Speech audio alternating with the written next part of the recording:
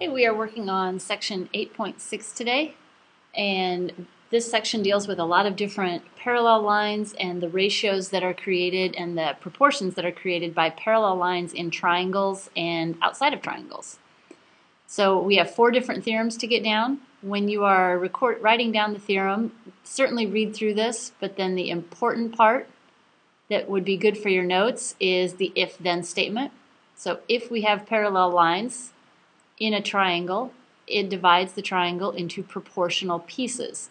So this RT over TQ is equal to RU over US. And that doesn't mean these pieces are equal, it means the ratio created by them is equal.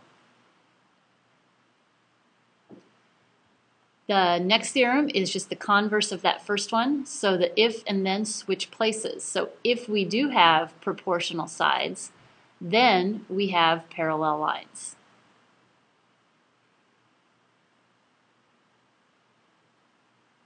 Third theorem for today is if we have all of these sets of lines parallel, so R, S, and T are all parallel, and they are intersected by these two transversals, L and M, it creates proportional pieces. So one example would be that UW, we'll call that A, and over WY is proportional or equal to VX over XZ.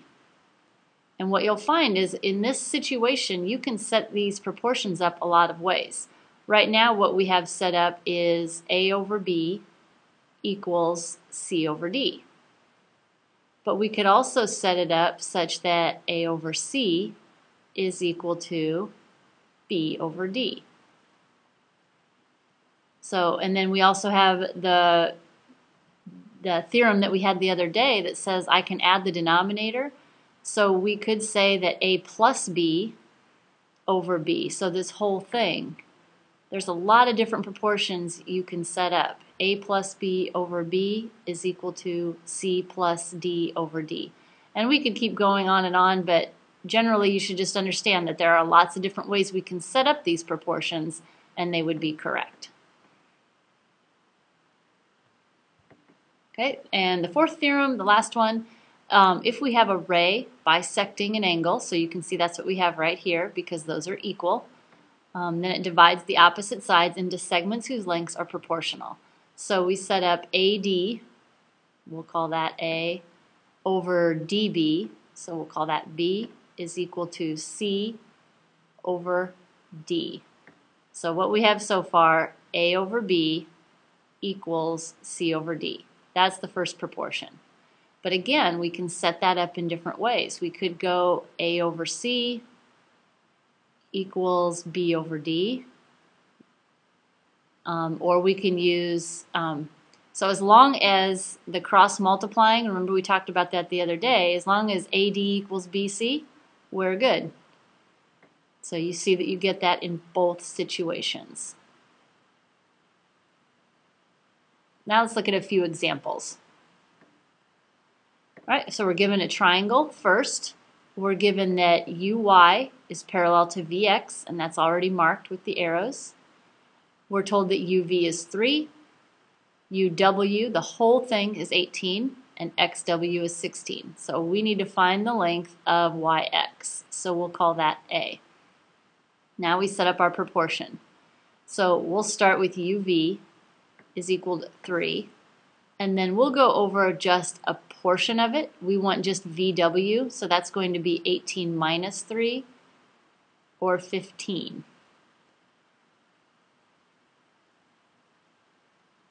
So that's the VW portion. So 3 over 15 is equal to A over 16.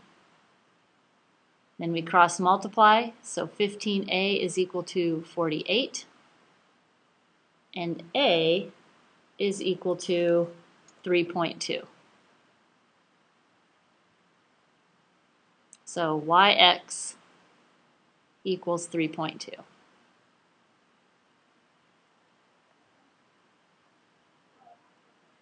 Example 2, same situation. Looks like we have parallel lines. We have a triangle, but we don't know whether or not these lines are parallel. So we want to show whether or not they are. So we would set up a proportion, and I'll just say 9 over 24 equals 9.75 over 26. Now what we're checking is this true? If it is true, then the lines are parallel. So when I cross multiply, I get 9 times 26, and I want to see if it's equal to 24 times 9.75. So that's 234. This is 234. So yes, they are equal, and PQ is parallel to TR.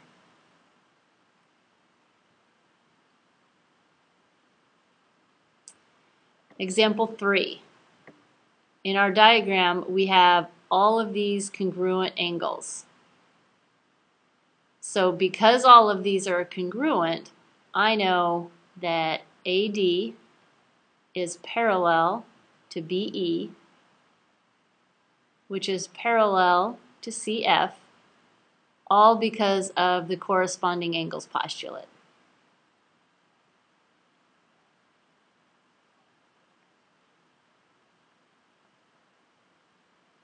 Okay, so since those are congruent and we have parallel, then I can set up some ratios to find this missing x value. And I can just set that up that 6 over x, those are within the same set of parallel lines, is equal to 9 over 8. So 9x equals 48. Divide by 9, and x equals 5.3 repeating, or you can use the fraction, that's a little more accurate, 5 1/3.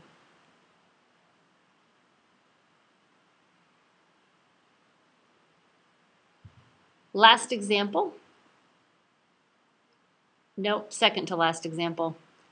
First of all, we know that LKM is congruent to MKN, so we have an angle bisector, which means that we've again divided these sides into proportions. So let's let MN, the side we're looking for, be A, and that means that LM is going to be 15 minus A. So I can set a proportion. There's several ways I can set it up. I'm going to go with 3 over 15 minus A, and that's going to equal, now I used the side first, so I'm going to use the side first over here, so I'm going to put 17 over A, and now I just cross multiply. So 3A equals 17 times 15 minus A. 3A equals, if I take 17 times 15, I get 255 minus 17A. So now I'm going to add 17A to both sides, and I get 20A equals 255. Divide by 20, and I get A equal to 12.75. And since I let the variable equal what I was trying to find, I am done.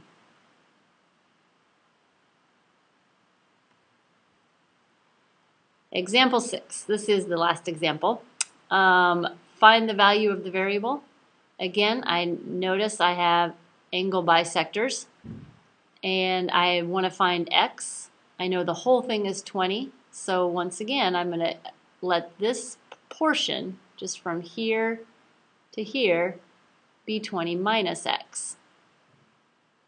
So I have 8 over x equals 14 over 20 minus x. So if I go ahead and cross multiply, I get 14x equals 8 times 20 minus x, which means I have 14x equals 160 minus 8x. So I get 22x equals 160. And then I go ahead and divide by 22.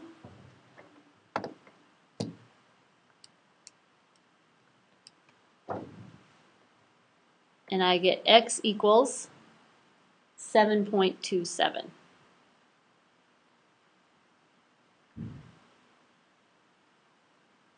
Okay, so if x is 7.27, that's what we needed to find. We didn't need to find the missing side or anything. And that is it.